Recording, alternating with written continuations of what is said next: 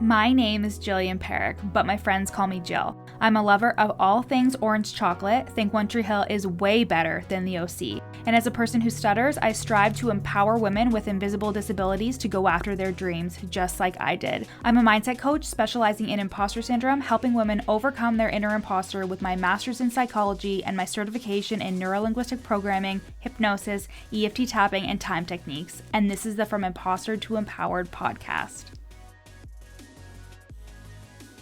This podcast is for you if you're an entrepreneurial woman trying to navigate the online space with a lot of passion and a lot of uncertainty. If you feel like your ideas are unoriginal, that your message isn't necessary or important, or like you're a complete and total fraud, then you've come to the right place. This podcast will take you from imposter to empowered with ninja-like brain hacks, easy to implement strategies, and uplifting real talk to make you feel like everything you want is in reach.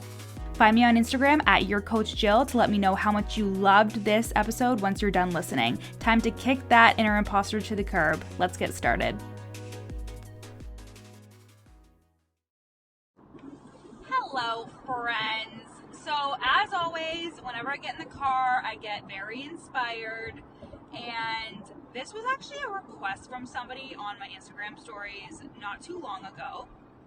And it was like, what do you do? I can't remember the exact wording, and obviously I can't look it up because I'm driving, but can you help us with when you're feeling like really down in the depths of despair and you don't know what's going to happen with your business and you're feeling stressed? Like, basically, how do you get yourself back on track when you feel like you're like at rock bottom or when you feel like you can't? And I wanted to speak to this because I have had a lot of those moments over the past year and a bit. When I'm recording this, it's the end of December, but I'm sure you're going to hear this a little bit later. But I've definitely had my times where I've been like, fuck, like, is this really all worth it? Because as a little bit of insight, I took on a lot of consumer debt to build my business. So I didn't have an investor.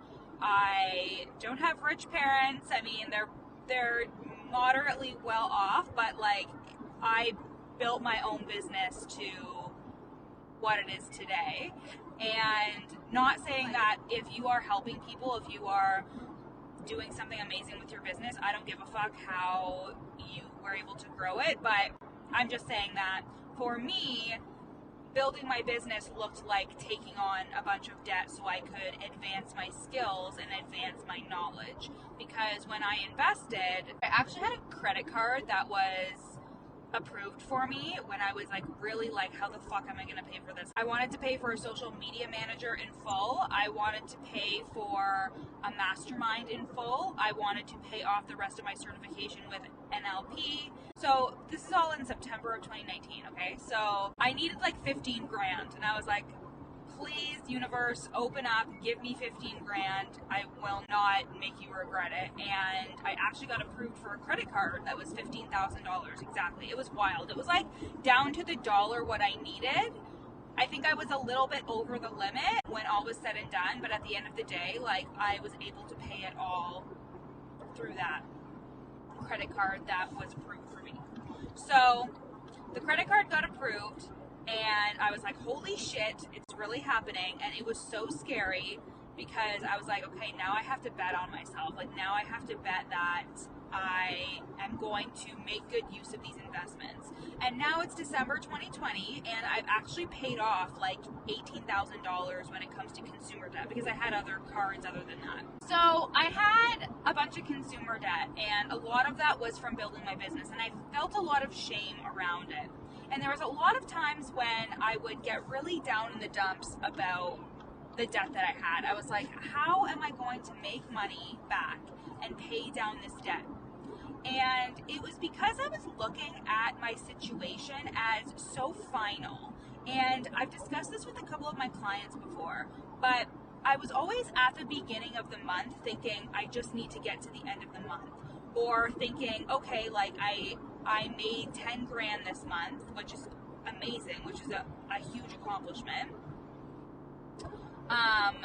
But I was already thinking of all the things that I need to pay it off with that I didn't actually get excited whenever I would hit bigger goals in my business, like 10K, 15K, whatever.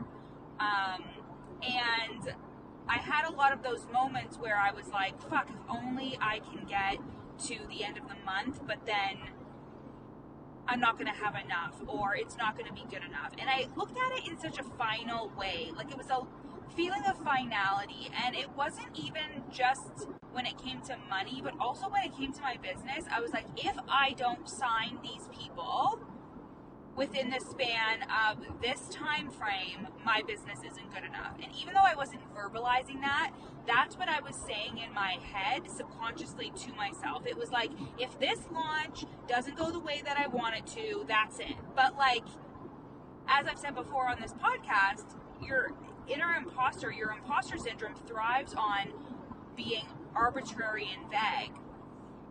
So I would constantly tell myself, like, if I don't pay off this fucking 20 grand within the next couple of months, I guess that means that I'm toast, or that I'm not supposed to be doing this, or whatever.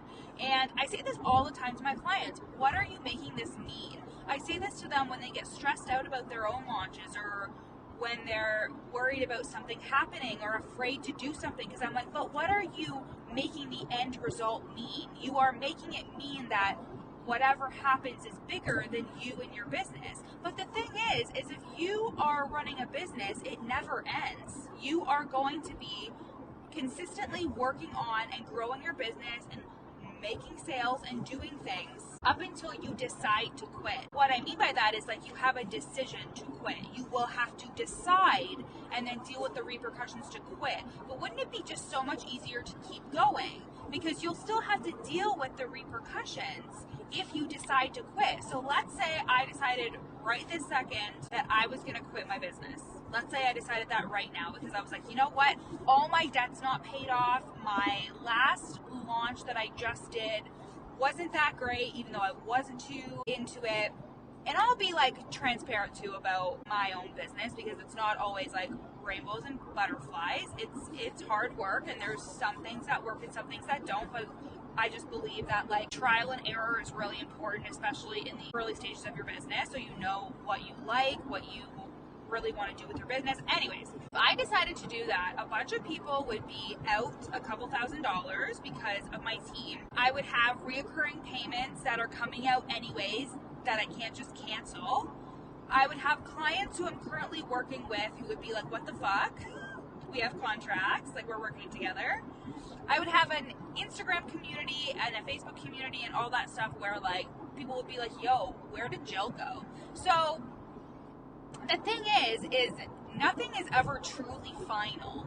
And I hope you know what I'm talking about, and I hope this makes sense to your brain, that we have that feeling of finality in everything that we do. We think that once we pay off the $20,000 worth of debt, I'm going to feel a certain way, and that's going to be the end of whatever I think the end is. But really, it's just going to be, I paid it off, and then I continue to live. And this is the same thing when we are chasing a feeling. Like, you're chasing a feeling if you constantly think that a circumstance or a thing or money or a client is going to change the way you feel.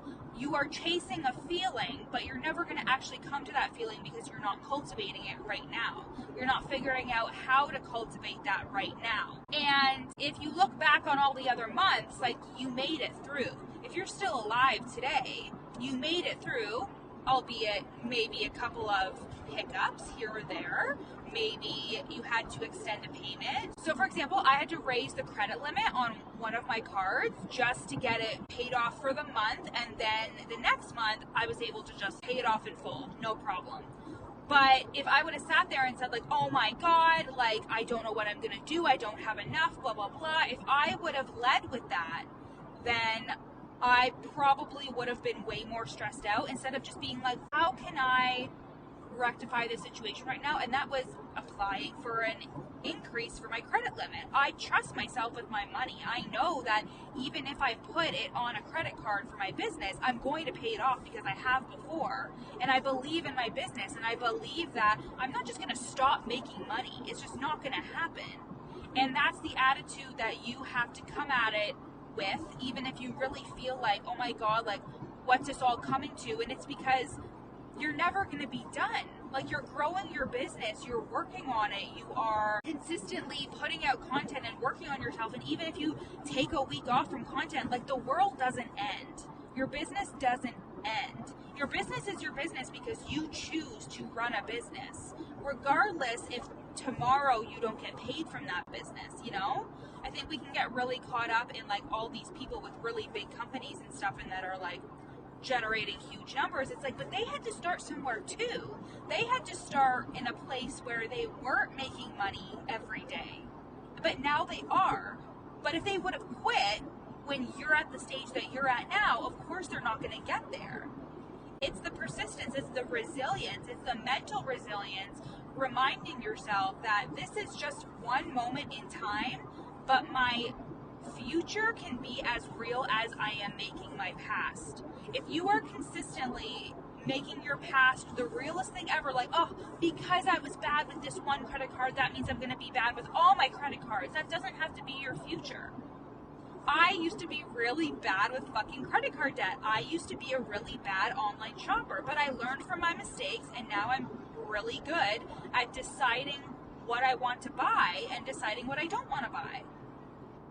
And I'm really good at paying off my credit cards and leaving them at that rate. And I think, again, like, I want to bring it back to that feeling of finality. Like, there is no true finality except for death. Truly. There is no true finality except for death. And whether that is literal death or death of a relationship, whatever it is, there is no finality when it comes to your business. You will just figure it out, and next month you will figure it out, and the month after that you will figure it out. One of my clients, we actually had a talk because she was stressing out about content, and I was like, you need to only look 30 days ahead. And I know that that's scary, and I know we're supposed to plan and everything, but at the stage of your business in the beginning, it is okay to look 30 days ahead, because sometimes if you look too far ahead, you get really overwhelmed and you go into analysis paralysis.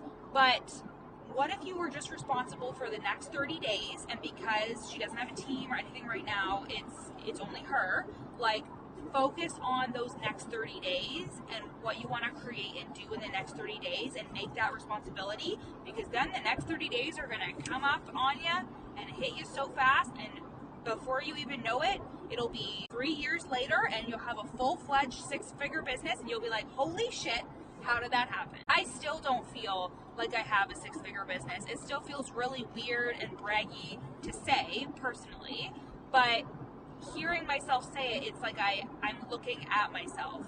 I'm disassociated because I know how many times this year I've had a really difficult time and been like, fuck, is this all worth it? And the answer is yes. It's just when you're down in the dumps, it's really hard to believe that. When you're down in the dumps, or you get a feedback thing from a client that you're not super jazzed about, or whatever it is, or somebody doesn't pay you, or again, whatever it is, it can be really easy to believe the stories that your imposter syndrome, that your inner imposter, that your inner critic, whoever it is, whatever it is telling you. It's really easy, and I feel myself wallowing, and I'm like, I know that right now I just want to pity myself. And actually, I do give myself room to feel bad about myself. I actually do. Like, I notice when I'm having a bad time, when I'm just like having a bad day, or in an argument with somebody, or something's happening, I allow myself a certain window of time to feel bad for myself. Like, I'll be like, you know what, even though you know that none of this is true, what you're saying, just let yourself feel it. Just let yourself feel pitied and bad and guilty and ashamed and also justified in being angry. Let yourself feel this, and then it passes, and then I realize, you know what, like, that was clearly because I was having a bad emotional time, but now I have perspective. And that's what you need to do too. And it may not be a straightforward, simple answer of this is what you should do when you're down in the dumps, because you can journal, you can use EFT, like, I do all that stuff. But it's also important for you to remember that nothing happens in your business without your permission. So you are the person that decides if you're going to quit. You decide in your business if you're going to stop working with somebody. You decide if you're going to hire somebody. You have to do what you got to do, but you also know that you are the emotional bearer of everything in your business too. And that this is a hard season. If you're going through a hard season right now, that's okay. We've all been through them. So this episode was really all over the place, but I hope it gave you just some like peace of mind that like even somebody who has a six-figure business has struggles or has days where she's like, fuck, do I even really want to be doing this? Is this something that I really want to do? Is it working? Like, I'm always asking myself, like, is it working? And yes, it is. Even if it doesn't feel organized or perfect or easy for you right now in your business, if you have that feeling of finality of, you know what, like, I just have to get to the end of the month, or I just have to sign 8 people in this launch, and if I don't, then you're going to be what? You're going to be sad. You're going to be sad, you're going to move through it, you're going to be celebrating the fuck out of whoever you did sign, and then you're going to move on, and you're going to have another launch, and you're going to keep showing up, and you're going to keep being consistent, and you're going to keep doing the things that you need to do to build your business to where you want it to be. Because Rome wasn't fucking built in a day, girlfriend. Rome was not built in a day. And your business will not be built in a day. And forget all these people online that say like, oh, it gets to be easy, which it does get to be easy, but sometimes it's hard. Or like, I made 6 figures in 6 months or whatever. Like, that's fucking amazing. But don't shame yourself. There's actually... this is something that I really actually wanted to say on the podcast, but didn't know if I was going to. But I was feeling a lot of shame around my profit margins just because I have, even though I made 6 figures this year, like I invested a lot into my team, into my growth, into my education, into coaching to like scale my business. More so into my team to help me with the back end of my business and like really help me with that type of stuff. So my profit margins aren't super high. They're not bad, but they're definitely not super high. And I was feeling a lot of shame around that. But the thing is that like it was because I was consuming messaging from a coach that I know who basically says all the time how like she's made all these sales, but she hardly even has a team and all this stuff. And while this is not me saying a thing about her, it's like that's her journey and this is mine. Like, I need a team. I work full time. I have things that make it so I need to be investing in the back end of my business. And then I saw a TikTok where this girl was like, oh, like we have made $5 million and we've profited $1 million. And people were in the comments being like, that's not very good profit. And she was like, actually, and then she educated these people about the statistics around businesses and profit margins and how they're actually statistically a lot lower within the first 5 years of your business. And again, this was just an example of how I was shaming myself for something that like, actually, I just needed someone to say, but this doesn't have to be everybody's journey. Like her, like that coach's journey is her journey. It's what she is doing. It's what's working for her. And I have to accept that and know that what's working for me is what's working for me. Because it is working for me. Even if I can't see it super clearly, everything is always working out for me. And that's all. I hope you guys have a wonderful rest of your day. I love you. Let me know how much you love this episode. Screenshot it. Tag me at your coach Jill. And I'll talk to you guys later. Thanks so much for listening to the From Imposter to Empowered podcast. Leave a review so I can continue to make amazing free content for you guys. And speaking of free content, you can go to the link in my show notes and download my free 30-day journaling prompt workbook to help you overcome your inner imposter and attract the abundance you deserve. And finally, screenshot this episode and share it to your Instagram story, tagging me at your coach Jill so I can share it on my page. See you next time.